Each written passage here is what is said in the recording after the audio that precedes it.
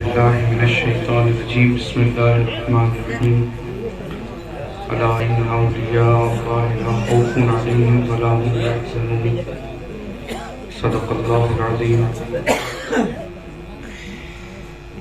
نہایت ہی عقیدت و محبت اور مکمل حضوری قلب کے ساتھ بارگاہ رسالت مآب میں ہم اور آپ درود پاک پڑھنے کی سعادتیں حاصل کریں. پڑھیں اللہم صلی اللہ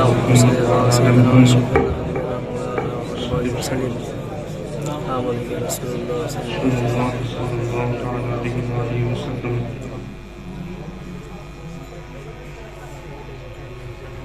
حضرت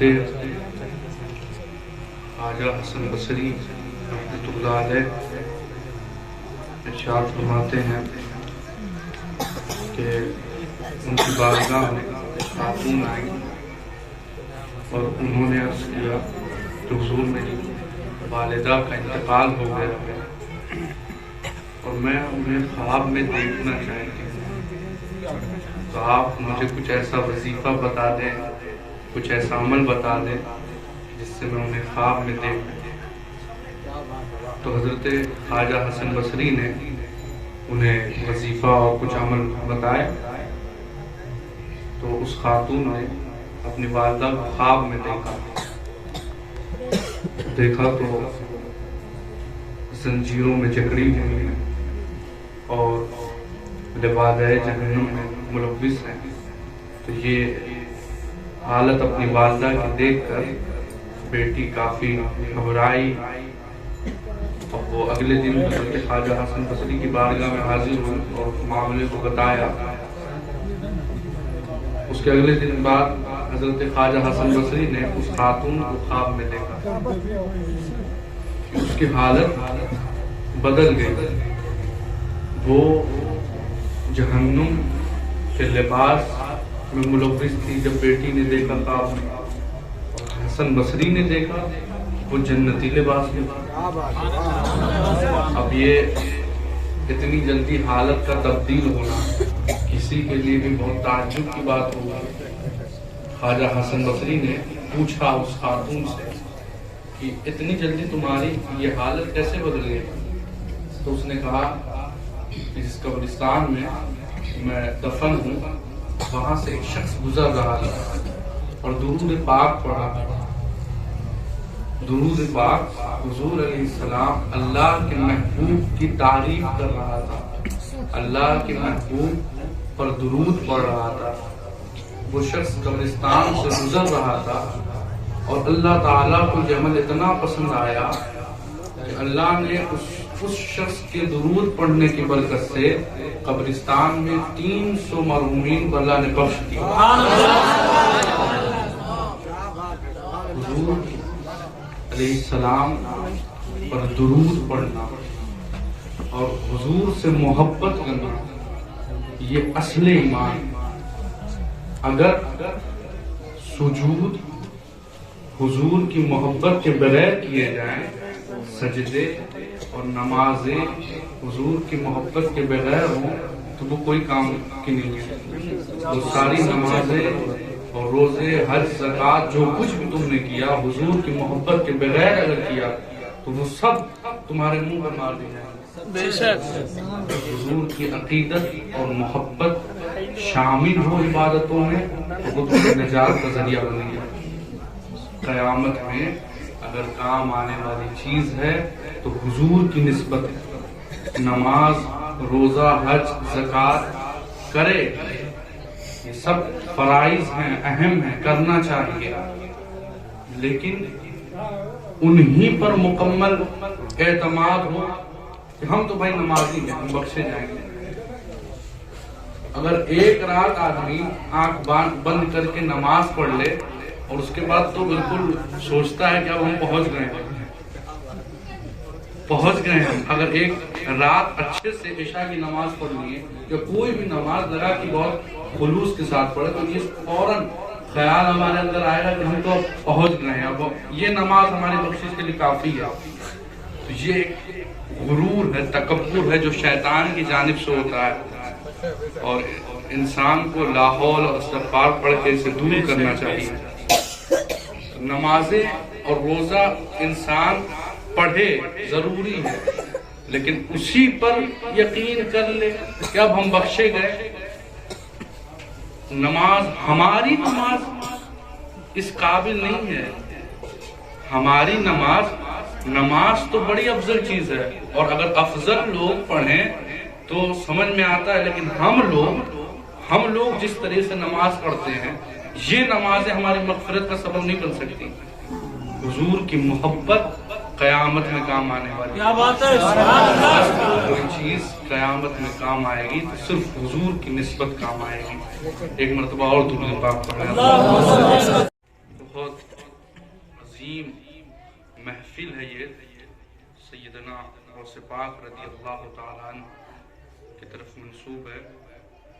حضور غوث پاک کی شان میں یہ کہوں کہ اللہ نے ان کے نام میں وہ برکت دی ہے کہ انسان اگر عقیدت اور محبت کے ساتھ اس نام کا ورد کرے تو اللہ کمال تک پہنچا دے۔ صرف عقیدت اور خلوص شرط ہے۔ اگر اس نام کا ورد کیا جائے تو سارے مصائب اللہ اس شخص سے اٹھا لے گا، اور نہ جانے کس مقام پہ وہ پہنچ جائے۔ غوث پاک کا یہ عظیم فضیلت اور عظیم برکت غوث پاک کے نام میں ہے۔ اور اگر سیاہ قلب کے لوگ، جن لوگوں کا دل سیاہ ہو گیا، اگر وہ لوگ اس نام کو وظیفہ کریں، پڑھیں، تو وہ قلب روشن ہو جائے۔ حضور غوث پاک کے نام کی برکت سے حضرت عاصی غازی پوری فرماتے ہیں کہ مرتبہ شہ جینا کا ہے یہ آسی، مرتبہ شہ جینا کا ہے یہ آسی، ہر فضیلت کے وہ جامع ہیں نبوت کے سوا، ہر فضیلت کے وہ جامع ہیں نبوت کے سوا۔ سب سے بڑی چیز تو حضور کی آل اور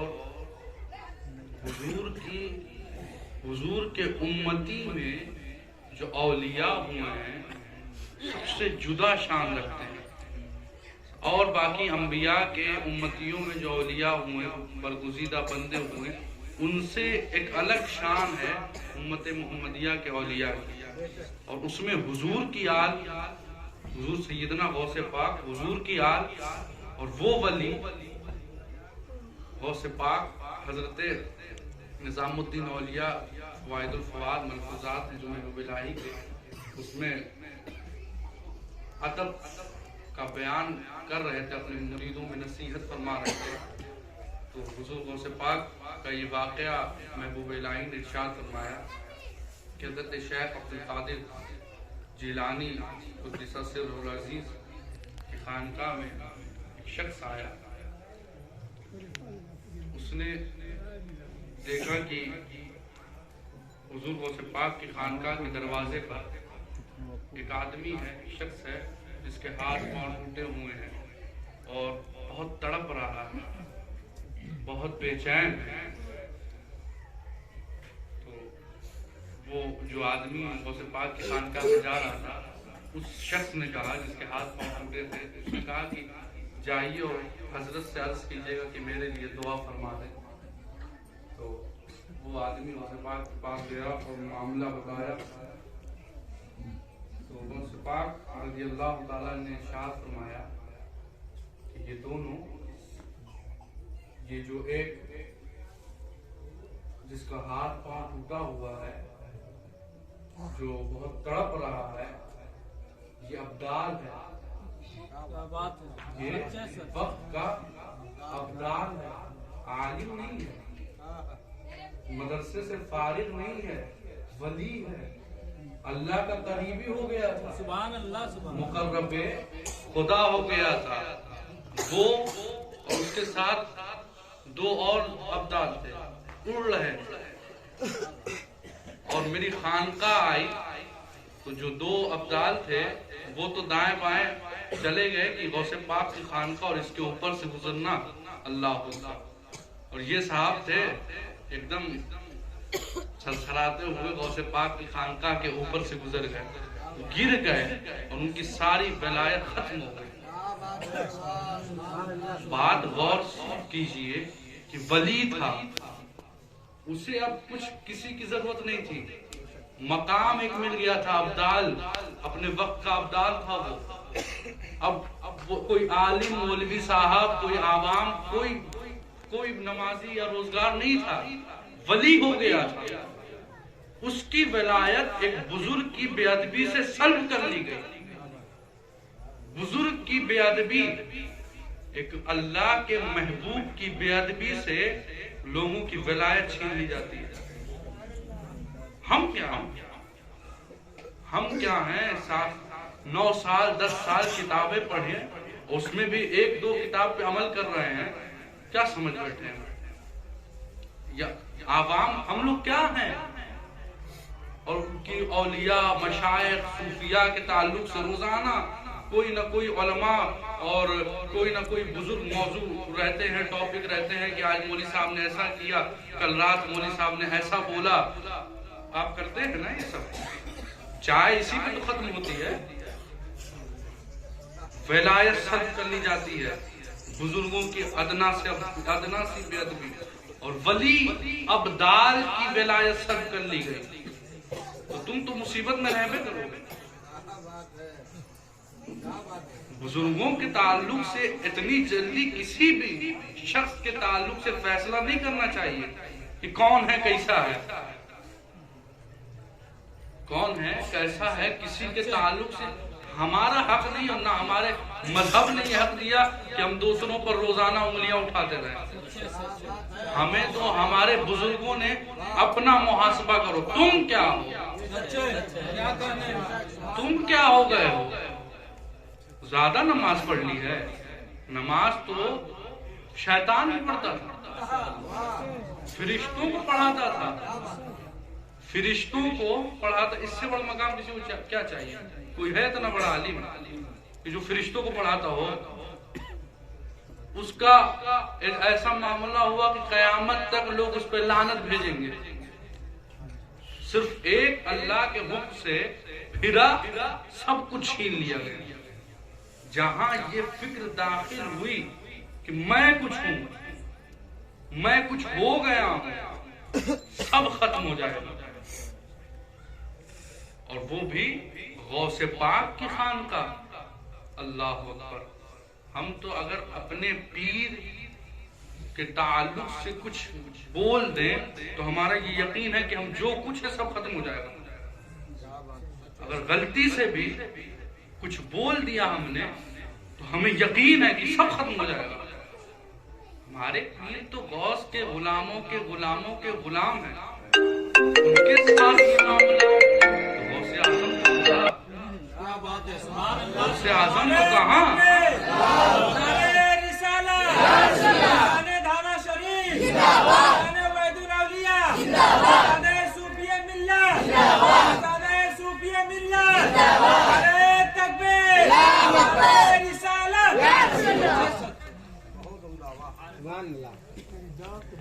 ایک چور غوث پاک کی بارگاہ میں آ گیا چوری کرنے کے لیے، کچھ لینے کے لیے آیا۔ وہ چور کچھ لینے کے لیے آیا، اگرچہ اس کی نیت گڑبڑ تھی لیکن بہرحال یہ تو تھا کہ کچھ لینے آیا ہے۔ جیسے غوث پاک کی خانقاہ پہنچا، اس کی بینائی چھین لی گئی، اندھا ہو گیا۔ اب اندھا ہو گیا تو ادھر ادھر بس بھٹک رہا تھا۔ اسی وقت حضرت خضر علیہ السلام غوث پاک کی بارگاہ میں حاضر ہوئے اور کہا کہ حضور فلاں علاقے میں ایک ابدال کا انتقال ہو گیا ہے، اور وہ منصب جو ابدالیت کا منصب ہے وہ خالی ہو گیا ہے، تو ہمیں فوراً کسی شخص کو اس منصب پر فائز کرنا ہوگا۔ غوث پاک کے گھر میں کچھ نہیں تھا، غوث پاک کے گھر میں صرف عشق الہی اور معرفت الہی کے علاوہ کچھ نہیں تھا، کوئی اشیاء کوئی چیزیں نہیں تھیں۔ تو اولیاء کی بارگاہ میں حاضر ہوا تھا، ایسے کیسے خالی چل جاتا؟ ہم تو دھاما چلے جائیں ہمارا یہ یقین ہے کہ ہم خالی نہیں جا سکتے، یہاں پہ آئے ہیں تو کچھ مل ہی جائے گا۔ تو وہ تو غوث کی خانقاہ تھی، تو غوث پاک نے خضر علیہ السلام سے کہا کہ اس کو اس منصب پر فائز کیا جائے، اور غوث پاک نے ایک نظر دیکھا، اس کی دنیا بدل گئی۔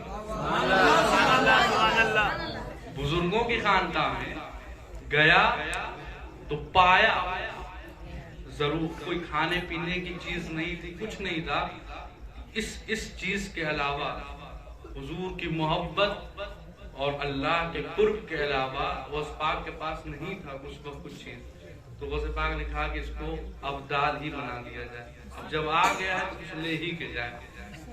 یہ اللہ نے شان دی ہے، اور کچھ بے عقل، جاہل اور کرنا ہی پسند نہیں کرتا،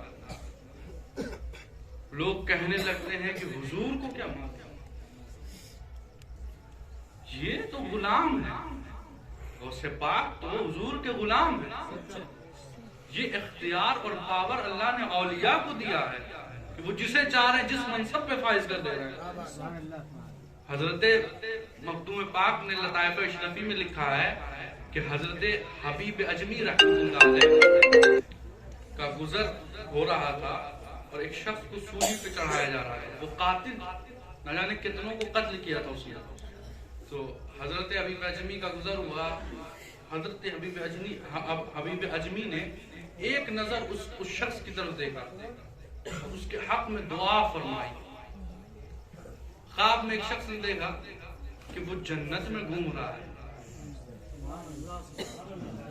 اب اس کے جو ساتھی تھے حیران ہوئے کہ یار یہ تو قتل کتنا کیا اور اس کے بعد بھی جنت میں گھوم رہا ہے۔ تب اس نے عرض کیا کہ جب مجھے سولی پہ چڑھایا جا رہا تھا تو حضرت حبیب اجمی کا گزر ہو رہا تھا، انہوں نے میری طرف عنایت کی نظر سے دیکھا، اللہ نے میرے گناہوں کو بخش دیا۔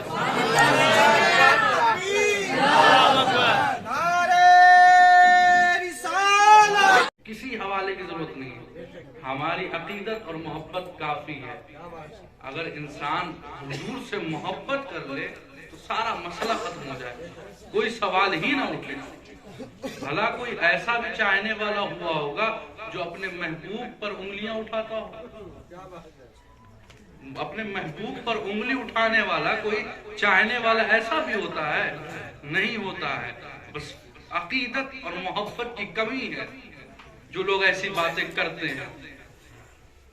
اور حضور تو اصل ہیں کہ محمد سے وفا تو نے تو ہم تیرے، یہ جہاں چیز ہے کیا لوہ قلم تیرے، جہان تو کجا جہان کہاں، لوہ قلم بھی تمہارے ہو جائیں گے، ساری خدائی تمہاری ہو جائے گی، صرف حضور سے محبت اور حضور سے وفا شرط ہے۔ حضور سے اگر وفاداری کی جائے تو جانور آپ کے پیروکار ہوں گے۔ اولیاء نے کیا کیا؟ حضور سے محبت کی، حضور پر اپنی جان نثار کر دی اور وفا کیا حضور سے، حضور کی پیروی کی مخلوق پر، اور حضور کے فرمان کے مطابق رحم کیا، محبت پہنچایا۔ تب اللہ نے وفا کا یہ صلہ دیا کہ ہر چیز ان کے پیروکار ہو گئی۔ جسے وہ حکم دے دیں، اگر درخت ہو تو وہ چلنے لگے، جانور ہو تو ان کا پیروکار ہو جائے۔ یہ ہمارے مشائخ اور بزرگان دین کی خصوصیت ہے، اور یہ خصوصیت صرف حضور کی وفاداری کا صلہ۔ حضور غوث پاک رضی اللہ تعالیٰ عنہ دیکھ رہے تھے کہ ایک نصرانی جو حضرت عیسیٰ علیہ السلام کے بڑے فضائل اور مناقب بیان کر رہا تھا، اور ایک مسلمان سے مناظرہ ہو رہا تھا، بحث ہو رہی تھی کہ ہمارے نبی تو یہ کر لیتے ہیں، تمہارے نبی کیا کرتے ہیں حضور علیہ السلام کے تعلق سے۔ وہ بھی مسلمان بھی بہت جواب دے رہا تھا، عیسائی بھی، نصرانی بھی۔ تو حضرت غوث پاک یہ سارا معاملہ دیکھ رہے تھے، تو نصرانی تھا، اس نے کہا کہ میرے نبی تو قم بِإِذْنِ اللہ کہہ کے مردے کو زندہ کر دیتے ہیں، اللہ کے حکم سے اٹھ کہہ کر مردے کو زندہ کر دیتے ہیں۔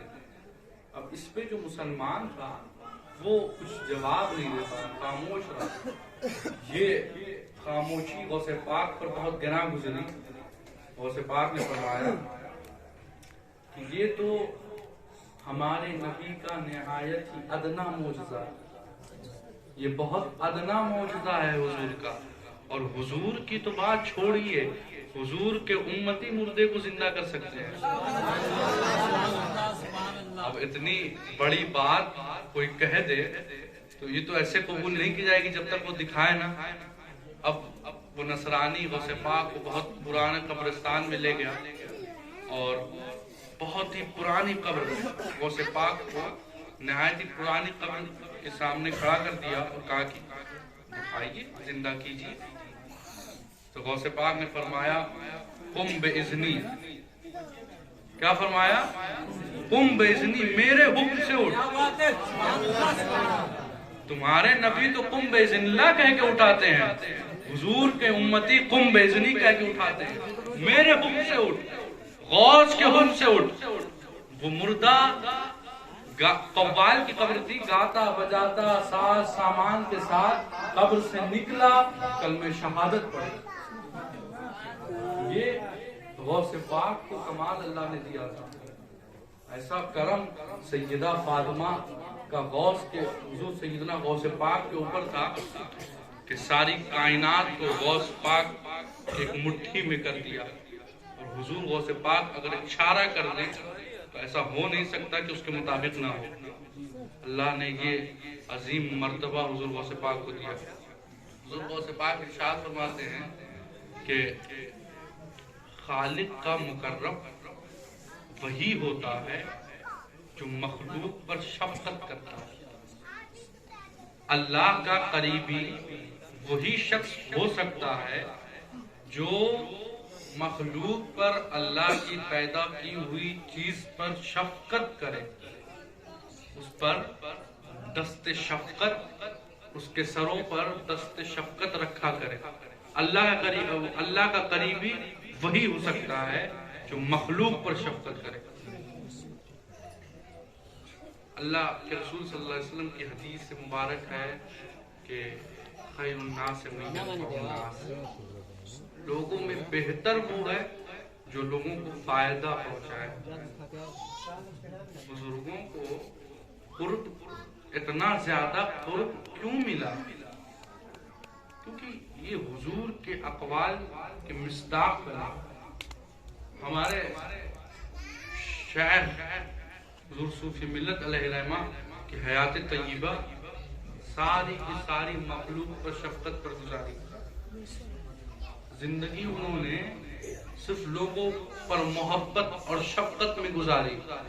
بات صرف بیان کرنے کی نہیں ہوتی، اس پر غور کر کے عمل کرنا چاہیے۔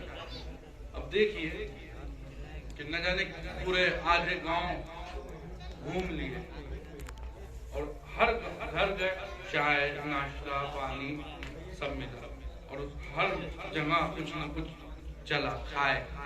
اس کے بعد بالکل اب ہر چیز جواب دے چکی ہے، پیٹ بھی جواب دے چکا ہے اور یہاں تک کہ نفس پریشان ہو گیا ہے کتنا کھا رہا ہے۔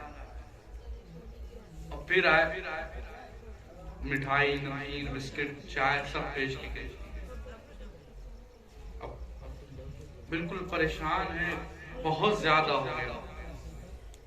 حضرت یہ لے لیجیے، حضرت یہ لے لیجیے، اٹھا لیا کھا لیا، حضرت یہ بھی لے لیجیے، یہ بھی لے لیجیے، حضرت یہ بھی لے لیجیے، چائے بھی پی لیجیے، چائے بھی پی لیجیے۔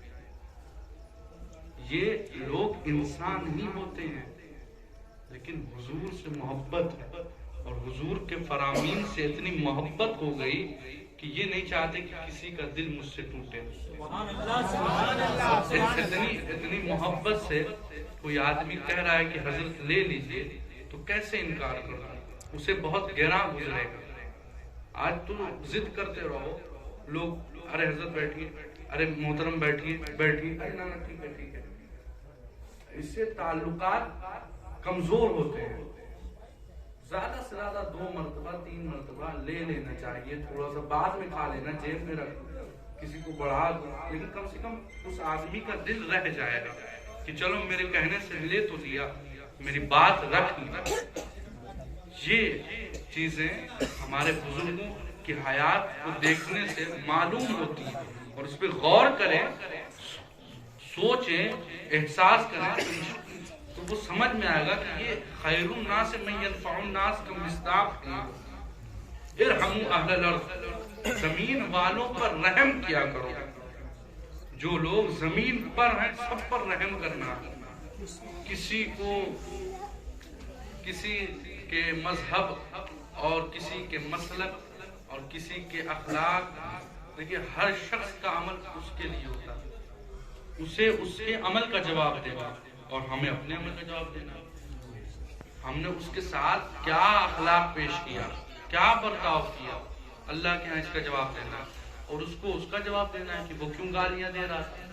اگر دوسرا گالی دے رہا ہے اور ہم بھی گالی دینے لگے تو ہم بھی گناہ میں شامل ہو گئے، اور دونوں لوگوں کو الگ الگ عذاب ملے گا. اس کا جو دونوں لوگ اب ایک خاموش ہو گیا تو اس کا اجر ملے گا اس کو. یہ معاملہ ہے. ایک آخری بات غوث پاک ارشاد فرماتے ہیں کہ میں نے بہت تحقیق کی اور بہت جستجو کی، تفتیش کی، تو مجھے معلوم ہوا کہ سب سے بہتر عمل یہ ہے کہ کھانا کھلایا جائے. سب سے بہتر عمل یہ ہے کہ کھانا کھلایا جائے اور حسن اخلاق سے پیش آیا جائے. غوث اعظم رضی اللہ تعالیٰ ارشاد فرما رہے ہیں کہ کھانا کھلایا جائے. باب ایمان جو ہے اس میں یہ حدیث ہے کہ تطعم الطعام وتقرأ السلام. ایمان اور اسلام کیا ہے؟ تطعم الطعام، کھانا کھلاؤ اور سلام کیا. یہ پیغمبر کی تعلیم ہے، اور یہ جب بزرگوں سے وابستگی ہوگی تو سب معلوم پڑے گا. مخدوم پاک ارشاد فرماتے ہیں کہ جو چیز 40 چلوں سے بڑے بڑے مجاہدات اور اعزاز سے حاصل نہیں ہوتی، وہ صرف بزرگوں کی صحبت میں بیٹھنے سے حاصل ہو جائے گا. صرف بزرگوں کی صحبت میں بیٹھنا چاہیے. کتنے بڑے کاروبار ہیں، دکان ہیں، عالم ہیں، درسگاہ میں بیٹھتے ہیں، کچھ بھی ہو گئے ہیں، کسی ایک جو بزرگ آپ کو جمتا ہو، جس پر دل آ گیا ہو، جس کی باتیں سن کے محسوس ہوتا ہو کہ یہ اللہ کے قریبی ہیں، تو ان کی صحبت میں مہینے میں، ہفتے میں کبھی بھی 1 گھنٹہ صرف جا کے خاموشی سے بیٹھا کریں، ان کی باتوں کو سنا کریں. بہت زیادہ فضائل اور مناقب ہیں، اور اسلام آپ کے دلوں میں. اور پھر کسی کو بولنا نہیں پڑے گا کہ نماز پڑھو. اب آپ کو نماز کے بغیر چین نہیں ملے گا. اگر مشائخ کی صحبت اختیار ہو جائے تو کسی چیز کو بتانے کی اور زور دینے کی ضرورت ہی نہیں پڑے گی، آپ اپنے آپ ساری چیز پہ عمل کر لینا. اگر دنیا بدلنی ہے تو بزرگوں کی صحبت میں بیٹھو. دنیا و آخرت کو سنوارنا ہو تو مشائخ کی صحبت میں بیٹھو. اللہ تعالیٰ صاحب خانہ کو اور اس گھر کو تمام آفات و بلیات سے محفوظ فرمائے. غوث پاک کے صدقے طفیل میں تمام جو لوگ بھی مصیبت زدہ ہیں، سب کی مصیبتوں کو اللہ دور فرمائے. السلام علیکم ورحمۃ اللہ.